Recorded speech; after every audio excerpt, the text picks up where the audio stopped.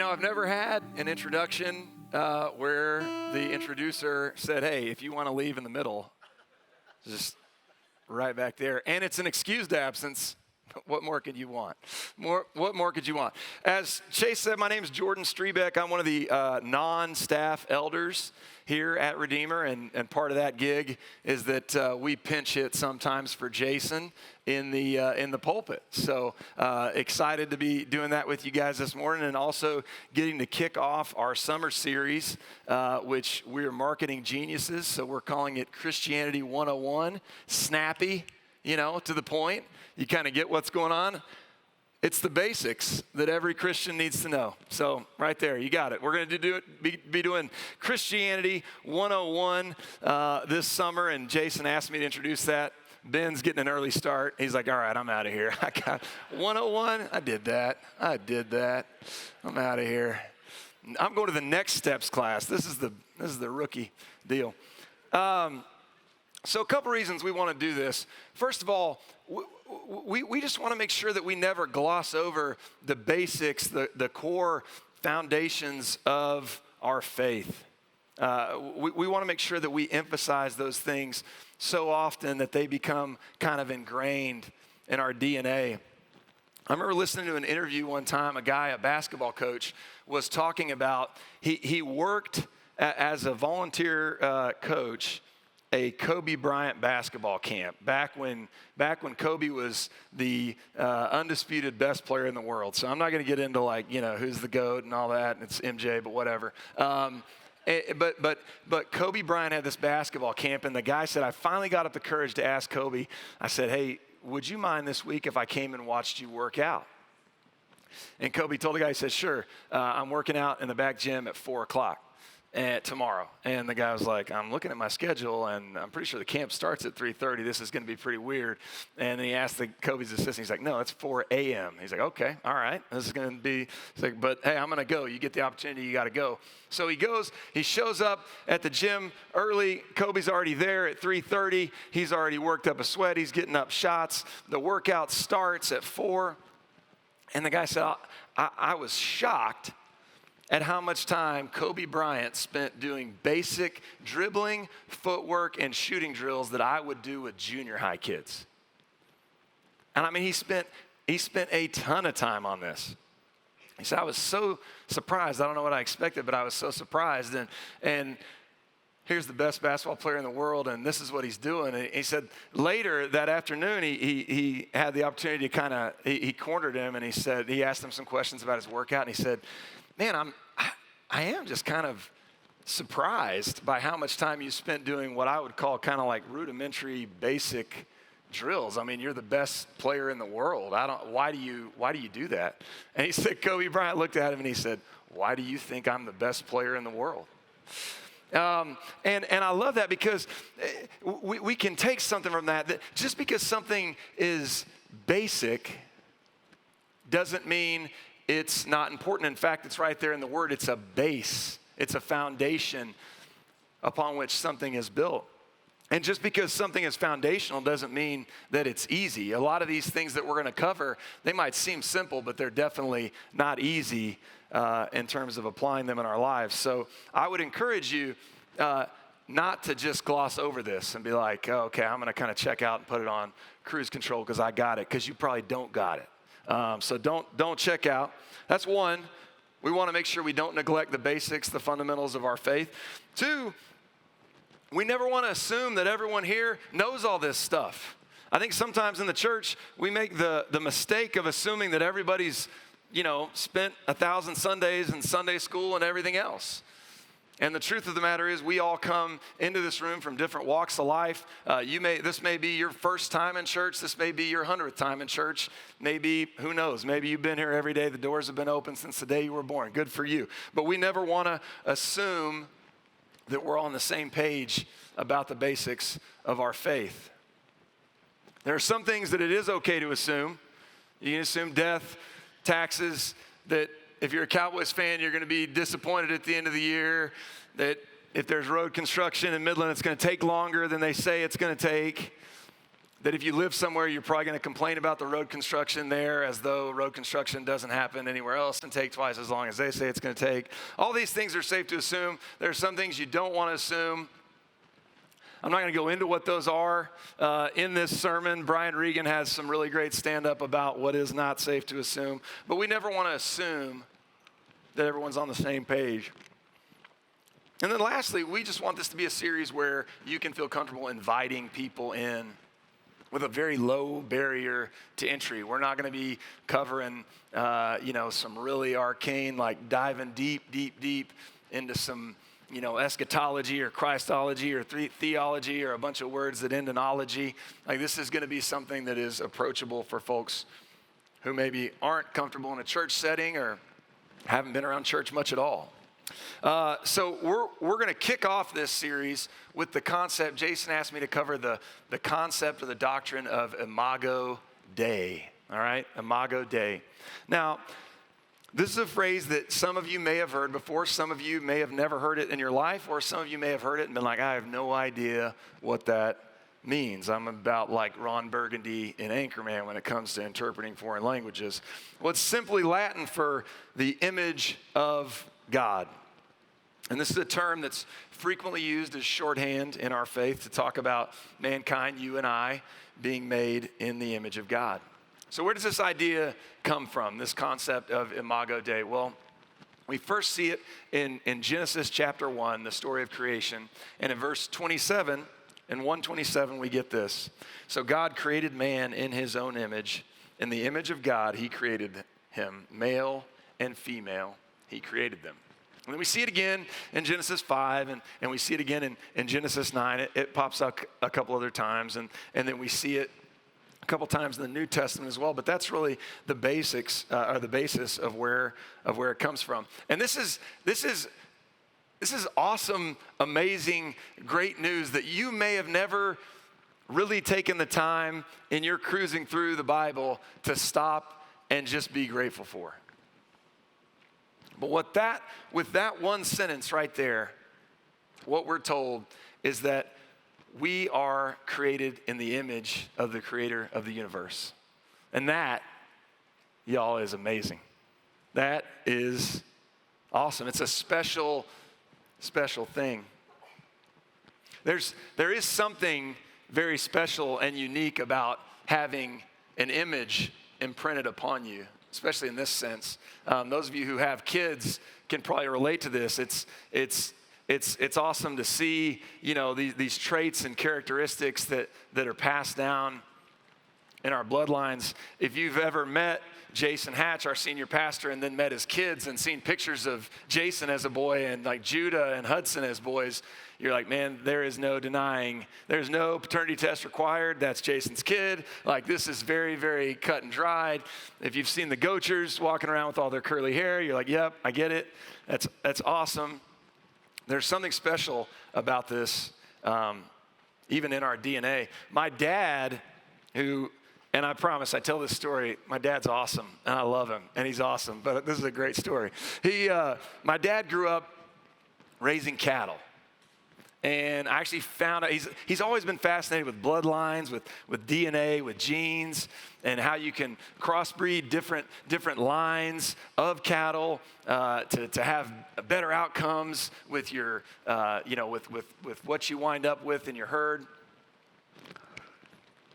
And I actually found out recently that he was on a national championship livestock judging team at New Mexico State in the 70s. My mom found a clipped out newspaper picture. My dad had hair, and they were all holding these plaques. And I'm like, man, you talk about West Texas or Eastern New Mexico rural nerd Olympics. That is it.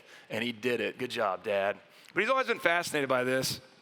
And when I was in college, some of y'all know the story of how I met my wife, but I met her at a prayer meeting at Southcrest University Ministry, which eventually wound up becoming Redeemer Lubbock. The day before classes started, I met her, and some of my friends introduced me to her, and I was immediately smitten. And the more that I got to know her, unfortunately, the more and more smitten I became.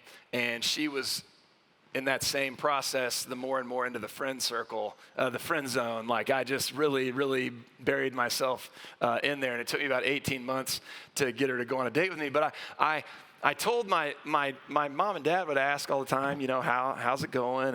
And I told them very early on, I met this girl, Brittany, and she's amazing, and she can sing. She's got the voice of an angel. Like she loves Jesus. Like she's reading like some super awesome, like deep theology books. She's unlike any other woman I've ever met. She's so kind and loving, and she's beautiful, and she's 6 feet tall. Like this is awesome, and she doesn't like me back.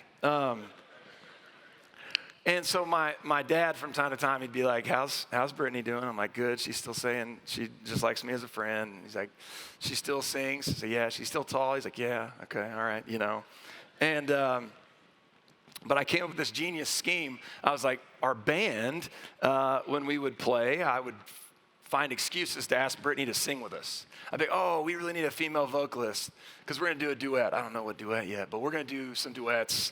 We need you. Would you come sing with us? And one time my parents were in town when we were playing a show in Lubbock, and my parents came to the show. And after the show, a bunch of us were standing around talking, and Brittany came up to say bye or something. And I was like, oh, Mom, Dad, this is Brittany. And my dad goes, the Brittany? And I was like, yes, Dad. I don't know what you're talking about. And but Brittany, she knew. She kind of turned a little red, and he goes, boy, right in front of her. He goes, boy, you weren't wrong. She does sing like an angel. She's beautiful, and she's 6 feet tall. He smacked me, and he goes, hybrid vigor. You guys would have tall kids. And I'm like, Dad. I had a little more hair back then. And Brittany goes, well, what's hybrid vigor? And he goes, well, if you got one line of cattle over here and they've got these great characteristics, and you take this line of cattle over here and you cross their gene pools, you get the next generation's better. It's called hybrid vigor. And Brittany was like, did your dad just compare me to a cow? Is that what just happened? He's like, oh. But Sid was smart. My dad was smart, and our kids are super tall. They are all super, super tall. But there's something special about DNA and about the things that we pass on, and there's something special about this idea of us being created in the image of God. It's special. Now, why is it important? This is a foundational, important thing that should impact every area of our life, but we're going to break it down into 3 things. The first is it has to inform and impact how we view God. The second is it has to inform and impact how we view others. And then the last is it has to inform and impact how we view and think about ourselves. So we're going to walk through that. Let's start with the first one. What does Imago Dei tell us about God? Well, first of all, it tells us that He created us, okay? He's the creator, we're the creation, all right? And I think sometimes we get that maybe we muddy that water a little bit. We kind of make it more of a co-founder situation. It's not. He made us. We're His creation. And He has rights. He has rights over us. Okay? So for starters, it establishes this dominion that He made us in His image, but He made us. In Romans 9, verse 20, Paul kind of gets after the church in Rome a little bit and he says, who are you, a human being, to talk back to God? Does the potter not have the right to make what he will out of the clay? And he's making a great point. I think a lot of times we're going, I'd kind of like to be maybe a little better bowl.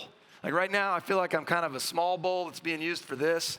I kind of like to be more like a big bowl, or maybe a plate, or maybe like a roof shingle, or I'd like to be, and it's like, hey, the potter has rights over the clay, and God as our creator has rights over us. And that might seem like a simple thing, but if you think about all the areas in our life where we kind of try to talk ourselves out of that, I think it's pretty important.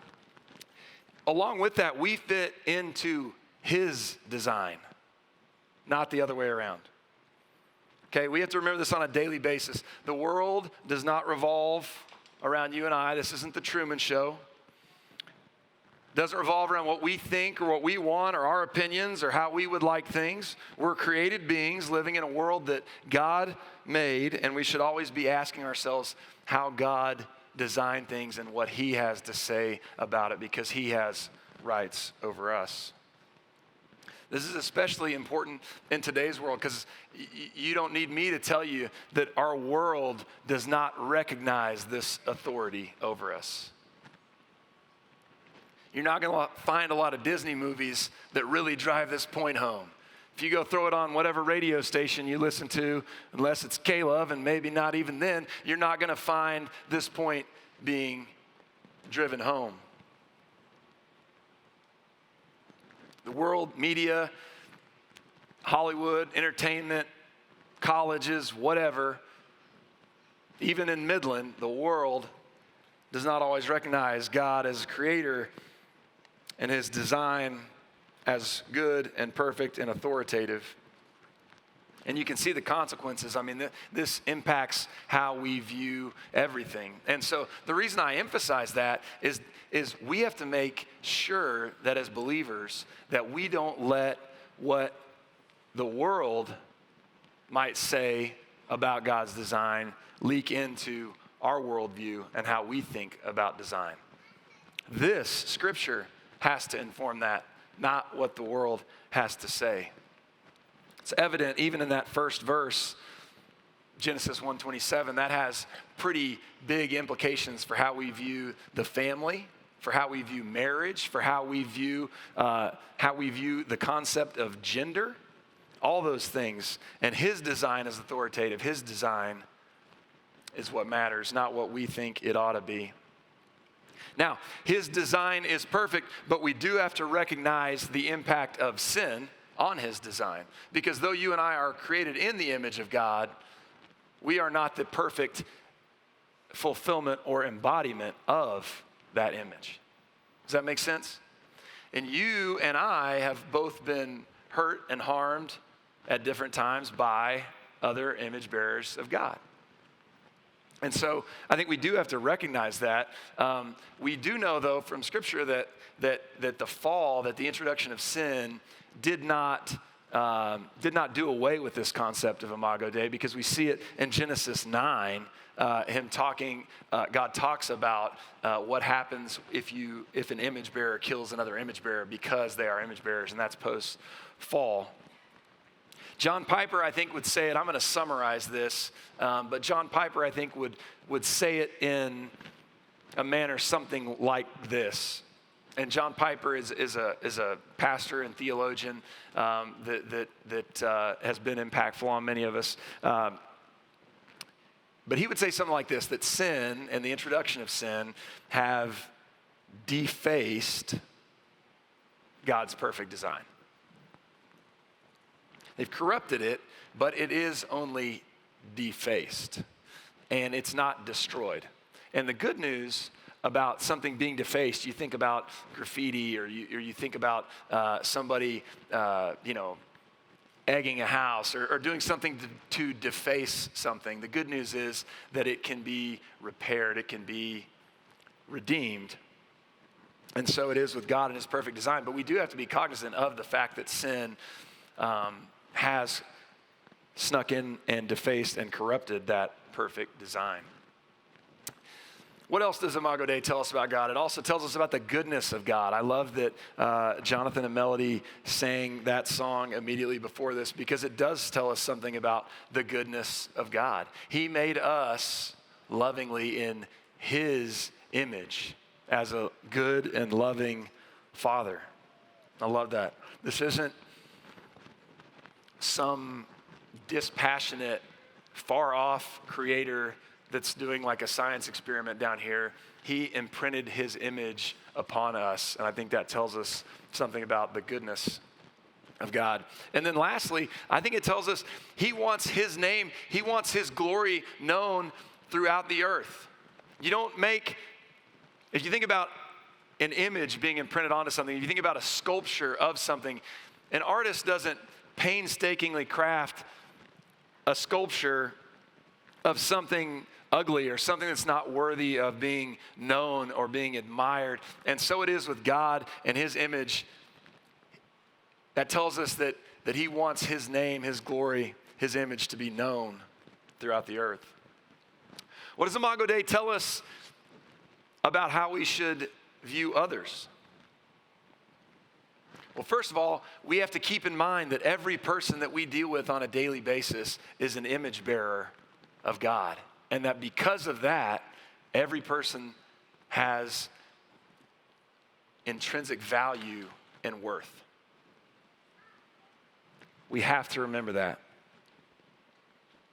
I think this helps us make sense of why Jesus would tell us in Scripture when asked what's the most important commandment. He says basically, love God and then love your neighbor as yourself, and puts those as one flowing out of the other.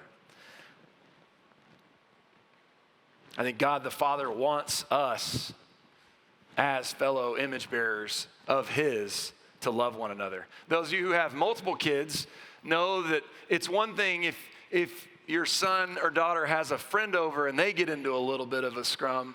Usually where I find myself in that scenario is disciplining my kid and going, hey, listen, this is a guest in our house. You need to think about how you deal with your friend. But boy, I tell you what, you want to really see my blood pressure go through the roof, let my kids fight with each other.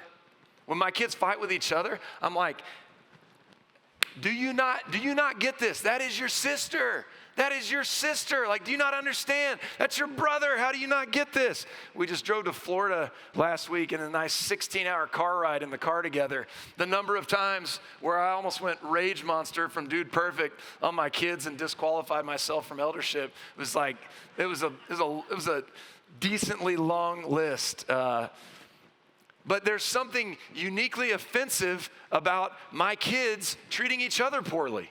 I'm like, y'all are both my sons. Stop treating each other like that. You're brothers.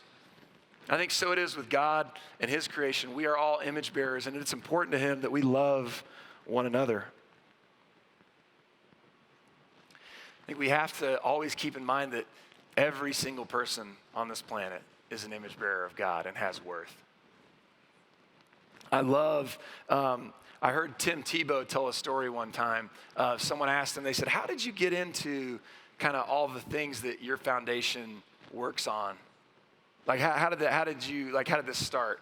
And for those of you who might not be familiar with who Tim Tebow is, he was a very successful quarterback. And in high school, he was this, 5-star, everybody wanted him quarterback. But his parents had been missionaries in the Philippines. And they would regularly go back to the Philippines and do mission work there. And Tim tells the story of they were in this village and some kids brought their friend up to meet him. And the kid had been born with his feet on backwards. And because of that, his village had declared that he was useless. He had no value, and he was cast out of the village. And so he literally lived like a beggar on the edge of the village. He wasn't allowed in their society. And he talks about meeting this kid, and the kid's friends were telling him, well, he's an outcast, and here's why, and all. And they were just saying it so matter-of-factly. They weren't saying, isn't this wrong? Can you help him? And Tim talks, he says that he felt the strongest conviction he's ever felt in his life in that moment, looking at that kid. He said he felt like God was telling him, he might not matter to them, and he might not matter to anybody else, but he matters to me, and he better matter to you. And I love that story. And because of that conviction that this child mattered to God and he better matter to him, now I don't even know how many clinics they've set up throughout the Philippines and Africa where they do basic surgeries for kids with things that are very correctable, like their feet being born with their feet on backwards and things like that. But that all stemmed from him having this realization This kid couldn't do anything to help him. There was no value that he had to him in the world's terms. But in that moment, he finally understood what it meant for somebody to be an image bearer of God and have intrinsic value because of that one thing. And I think if we believe that, I think if we understand that, it changes how we interact with everything in our world. And I started going down the list, and I really don't think there's anything in our lives that would be untouched by this truth.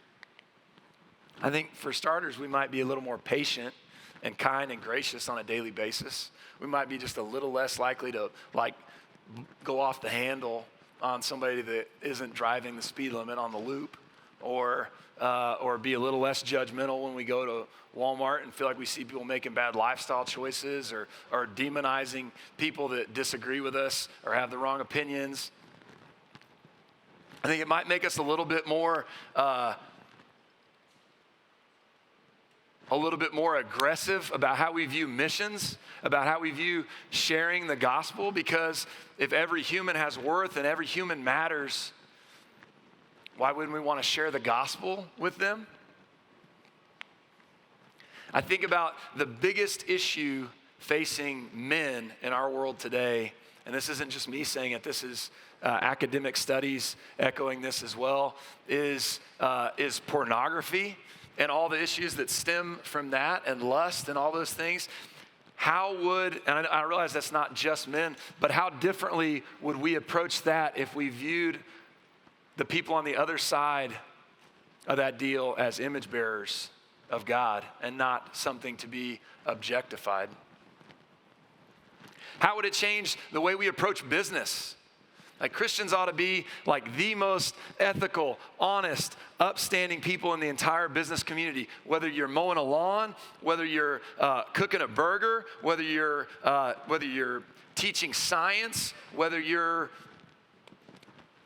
whatever it is that you're doing, whether you're an accountant or whether you're working on a $5 billion transaction next week.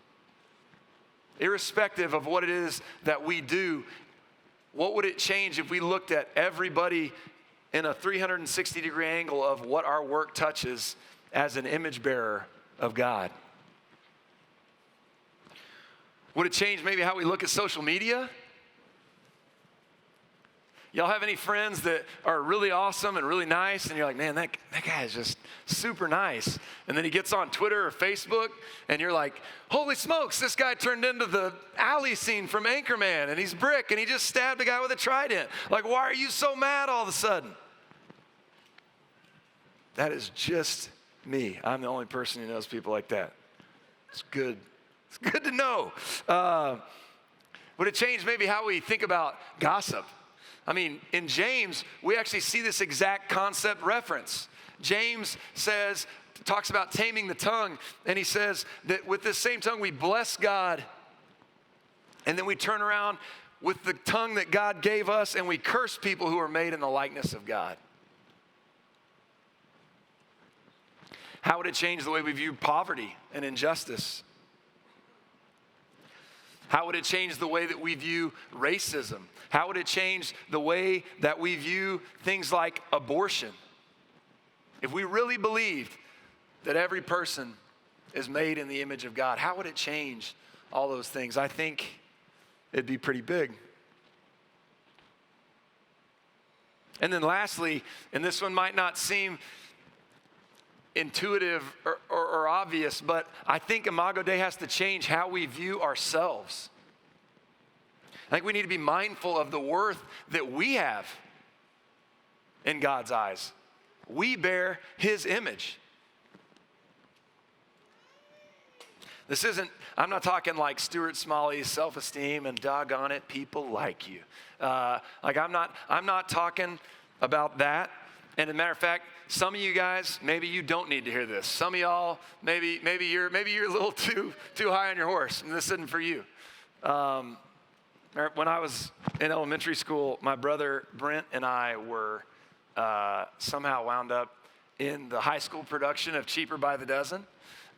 We were the kids, and And I remember the lead in the play, the guy's name was Brent Ockett. And if any of you know Brent Ockett, you can tell him that you heard this story. But we thought he was so cool. He was this like big, studly guy.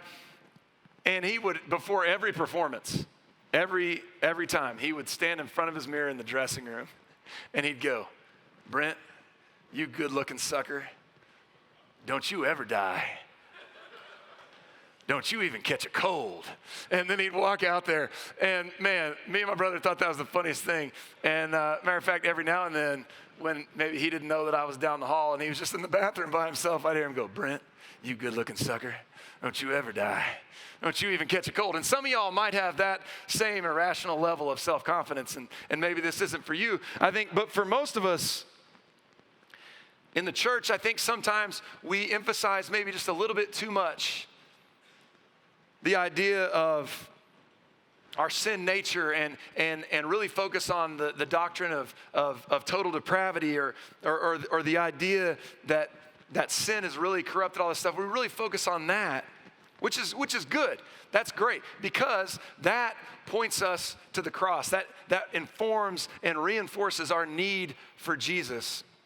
And that's good. But we also need to remember alongside that, in tandem, that we are image bearers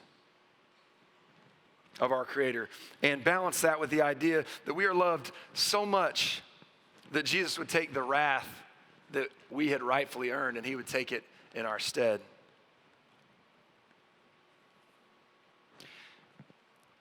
In thinking about this and thinking about Imago Dei, don't forget, never ever forget that you were created in the image of God. It wasn't a fluke. It wasn't an accident. You were created in the image of God. Now again, we don't want this to make us arrogant, okay? We're not trying to go to that side of the spectrum as though this was something that we had done to deserve. In fact, this should breed just the opposite. This should give us a humble confidence. The humble, joyous confidence that comes with being chosen and belonging despite having done nothing to deserve it. Not because of anything good we have done, but because of the good that he has done. What would change in our lives if we really believed that? If we really believed that we had worth as image bearers created in his image? What would that change about the way that we pursue wealth? Or about the way that we pursue love or acceptance or belonging? If we really had that humble confidence in where our worth and our value and our identity truly originated. Because let me just tell you, Redeemer, you could spend every minute from now until the day that Jesus comes back trying to understand and plumb the depths of God's love for you, and I can tell you, you'd never even get close to the bottom.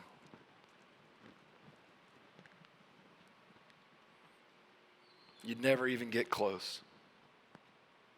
And even if you feel like you've blown it, or even if you feel like you don't deserve it, guess what? I'm right there with you. And guess what? We're not wrong. We have blown it. We don't deserve it. But that makes it all the more special and all the more beautiful, all the more wild. Towards the end of his letter to the church in Ephesus, Paul, in chapter 3, he says that he goes before the Father to ask. He bows before the Father and asks that according to the riches of his glory, that he may grant to you to be strengthened with power through his Spirit in your inner being. Why? So that Christ may dwell in your hearts through faith. Why? That you, being rooted and grounded in love, may have the strength to do what? The strength to comprehend with all the saints what is the breadth and the length and the height and the depth, and to know the love of Christ that surpasses all knowledge, that you may be filled with all the fullness of God.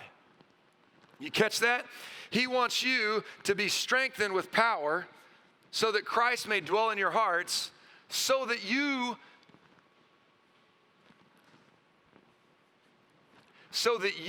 could have the strength to comprehend the depth, the breadth, the width, the height, and the love of Christ that surpasses all knowledge, that you may be filled with the fullness of God. This is not some minor task to understand the love of God.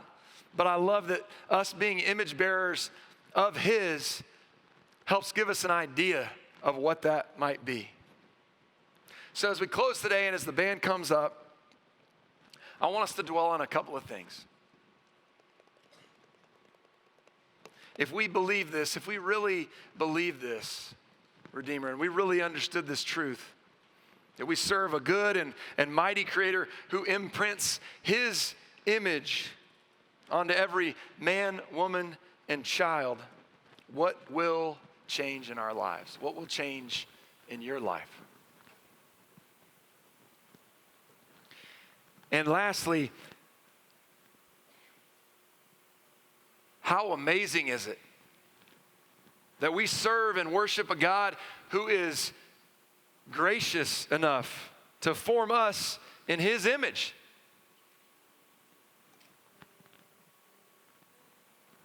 And to serve a God who, despite us defacing His creation, with our rebellion, He willingly came, He lived the perfect life, He bore the shame and the suffering that you and I rightfully earned and deserved, and He conquered sin and death, offering you and offering me a seat at the family table as adopted sons and daughters of God. How amazing is that? How awesome, how life-changing is that truth? I think that's great that's why we started off this foundational series with that, because that forms the bedrock on which we can understand all the rest of this. That's the God that we serve. That's the God that we get to worship this morning.